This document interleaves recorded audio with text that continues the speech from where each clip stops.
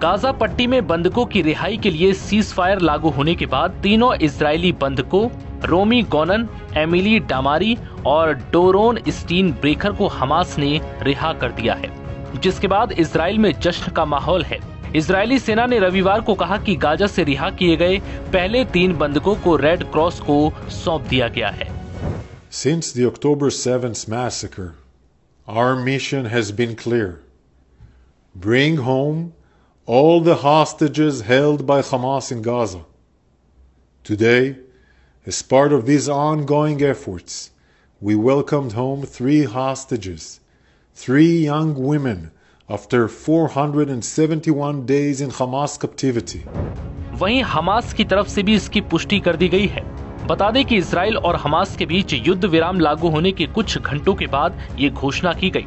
Qatar से संचालित media संस्थान अल जजीरा के फुटेज में रिहा किए गए बंधकों को ले जाते हुए देखा गया।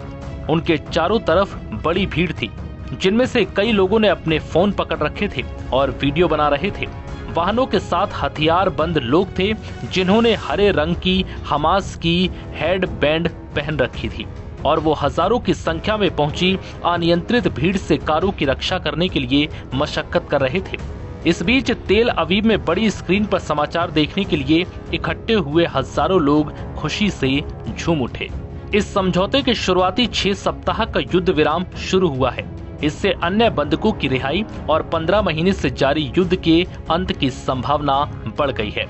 इजराइल और हमास में आगामी कई हफ्तों में दर्जनों बंधकों की क्रमिक रिहाई पर सहमति बनी है। युद्ध विराम और बंधकों की रिहाई को लेकर इजरायलियों में उम्मीद के साथ बेचैनी भी है।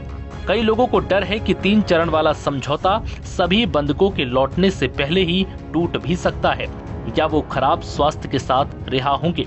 दूसरों को चिंता है कि मरने वाले बंधकों की संख्या अनुमान से कहीं अधिक है। हमास के 7 अक्टूबर 2023 के हमले के दौरान लगभग 250 लोगों का अपहरण कर लिया गया, जिससे 15 महीने तक चलने वाले युद्ध की शुरुआत हो गई।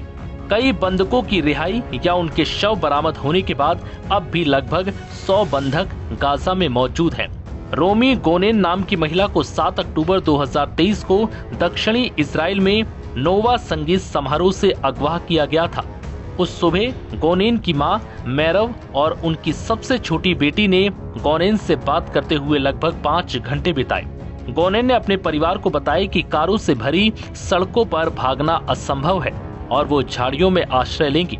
वहीं दूसरी एमिली दामरी एक ब्रिटिश इजरायली नागरिक है, जिसे हमास के हमले से बुरी तरह प्रभावित एक गांव किबुत्ज कफर अजा में उनके अपार्टमेंट से अगवा किया गया। वो युवा वयस्कों के लिए पड़ोस के एक छोटे से अपार्टमेंट में रहती थी, जो गाजा के किबुत्ज के सबसे नजदीक का हिस्सा था। वहीं तीसरी डोरोन स्टीन ब्रेकर एक पशु चिकित्सक से जुड़ी नर्स है, जो जानवरों से प्यार करती हैं।